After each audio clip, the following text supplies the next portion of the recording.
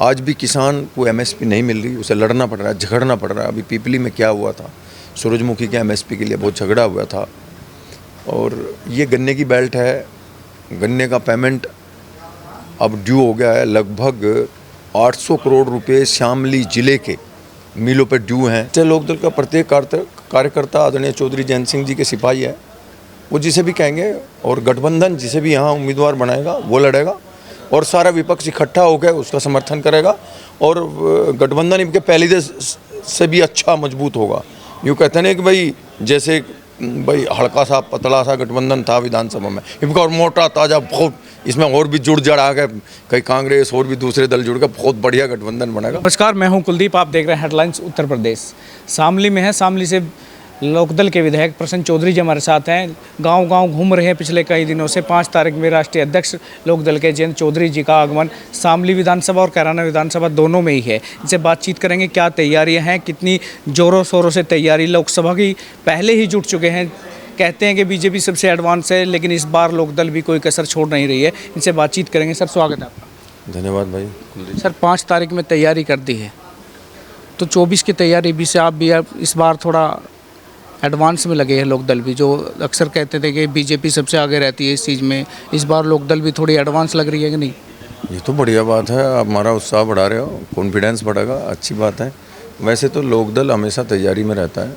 लोकदल का जो कार्यकर्ता वो बहुत मजबूत है। गाँव में जो किसान लोग हैं वे 99% लोकदल के कार्यकर्ता हैं और वे हमेशा तैयार रहते हैं चुनाव के लिए। वैसे तो लोकदल पार्टी स्वर्गीय चौधरी चरण सिंह जी ने जो एक भाईचारा यहाँ स्थापित किया था, जो हिंदू मुस्लिम एकता का प्रतीक था, उसी पदचिन्हों पर चलते हुए आगे बढ़ती है और जाति में और धर्म में विश्वास नहीं करती और समरसता में विश्वास करती है। हमारे नेता आदरणीय चौधरी जयंत सिंह जी इस समरसता अभियान को आगे बढ़ाने के लिए, हमारे ज़िले में पहला आगमन उनका हो रहा है। समरसता अभियान का पहला प्रोग्राम है। 1500 गाँवों में उन्हें जाना है और लगभग 200 गांव उन्होंने कर दिए और ये पहला अभियान है। अभी 2 अभियान और भी होंगे, तो ये कैराना विधानसभा से शुरू होगा। शामली विधानसभा में 2 विधायक लोकदल के हैं, एक शामली में आप हो, एक थाना भवन में। शुरुआत आपकी विधानसभा से होके कांदला से, लेकिन जो बाकी के 4-5 प्रोग्राम है वो कैराना विधानसभा पर ज़्यादा जोर दिया गया है, ऐसा क्यों? बेसिकली ये प्रोग्राम कैराना विधानसभा का ही है। मैं भी आपको बताया कि उनके 1500 गांवों में प्रोग्राम लगने हैं और लगभग हर विधानसभा में उनके समरसता के प्रोग्राम हैं। तो ज़िले में जैसे पहला आगमन है वो कैराना विधानसभा से है। पहला प्रोग्राम कांदले में इसलिए हो गया कि स्वागत उनका है, तो वहाँ एक सभा भी हम कर लेंगे। उस सभा की अनुमति हमने चौधरी साहब से ले ली है और फिर कैराना विधानसभा 8 प्रोग्राम फिर कैराना विधानसभा में है। कैराना में है, भूरा में है, बराड़ा में है, अब्दान नगर में है, मसूरे में है, टोडा में है, गोग्गर में है और एक प्रोग्राम गढ़ी अम्बेटा में है, अम्बेटा में।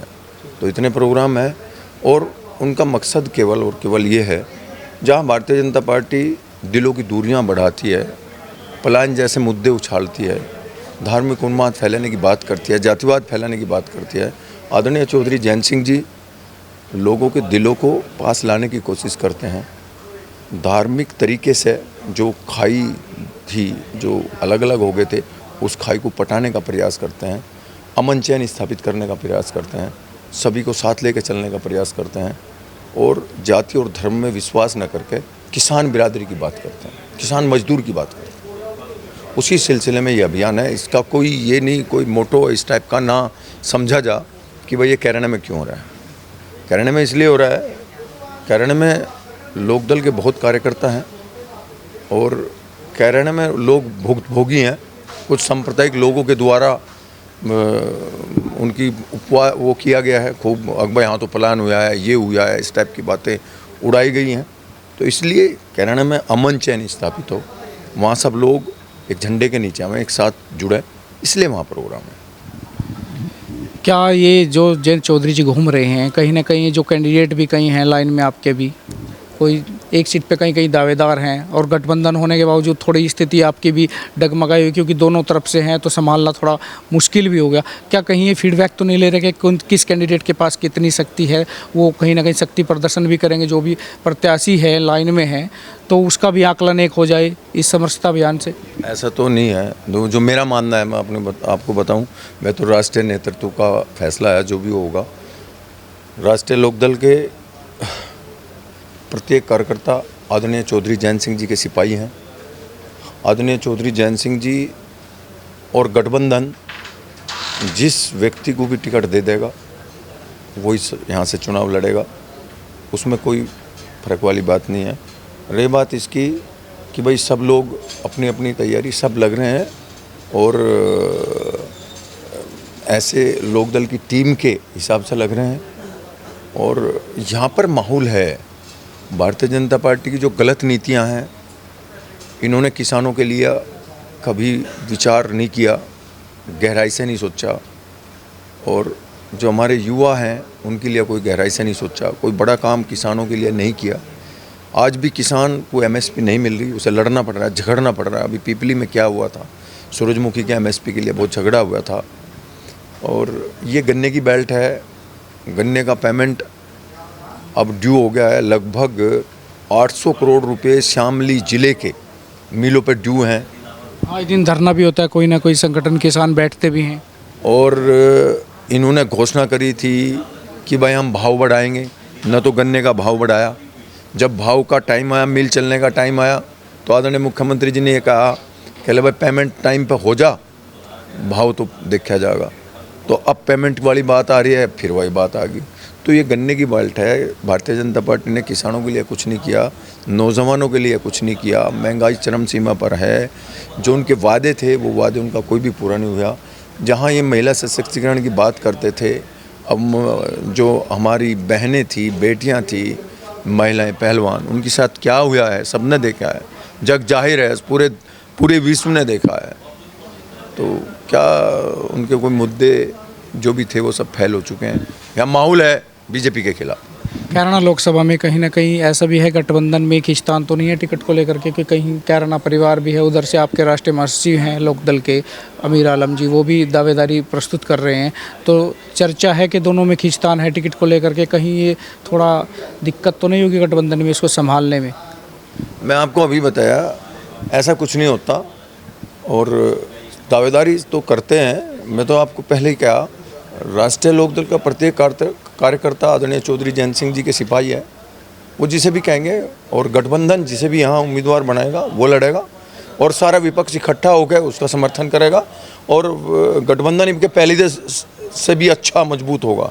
यूँ कहते हैं कि भाई जैसे भाई हल्का सा पतला सा गठबंधन था विधानसभा में, इनका और मोटा ताज़ा बहुत, इसमें और भी जुड़ जड़ आ गए, कहीं कांग्रेस और भी दूसरे दल जुड़ गए, बहुत बढ़िया गठबंधन बनेगा। तो ये कह रहे कि पटना ने गए जैन चौधरी शायद कुछ दूरी बना ली?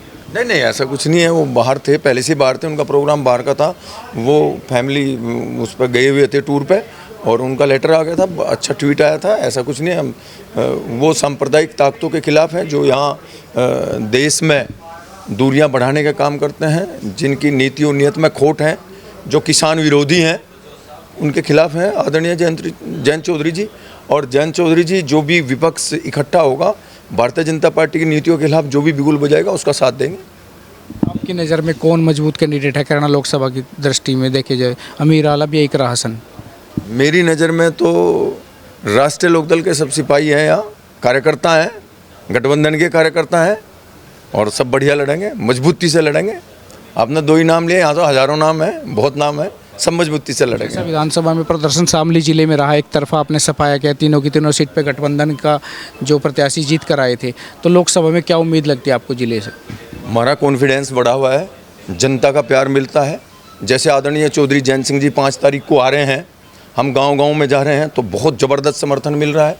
इससे तो ये जाहिर हो रहा है, इससे तो ये दिखाई दे रहा है कि लोग बीजेपी को हराने के लिए बिल्कुल तत्पर हो रहे हैं, एकदम तैयार बैठे हैं। यूँ चाह रहे हैं कल इलेक्शन हो जाए, इसको बीजेपी का सफाया कर दें। और देखो चुनाव होता है, चुनाव में पता कुछ नहीं चलता। अभी तो ऐसे चांस हैं कि यहाँ बीजेपी का कुछ नहीं होगा, और चुनाव 2024 का हम जीतेंगे। तो इस शामली से विधायक प्रसन्न चौधरी जी थे, जिनका साफ तौर पे कहना है कि बीजेपी किसान विरोधी है और जयंत चौधरी के आने से किसान मजदूर सब एकजुट हो रहे हैं और लोकदल की तरफ और गठबंधन की तरफ एक विश्वास इनका है और इस बार 24 में मजबूती से बीजेपी का सामना भी करेंगे और कहीं ना कहीं मात देने का काम करेंगे। तो आप भी जुड़े रहे हेडलाइंस उत्तर प्रदेश के साथ। मैं कुलदीप सिंह, शामली।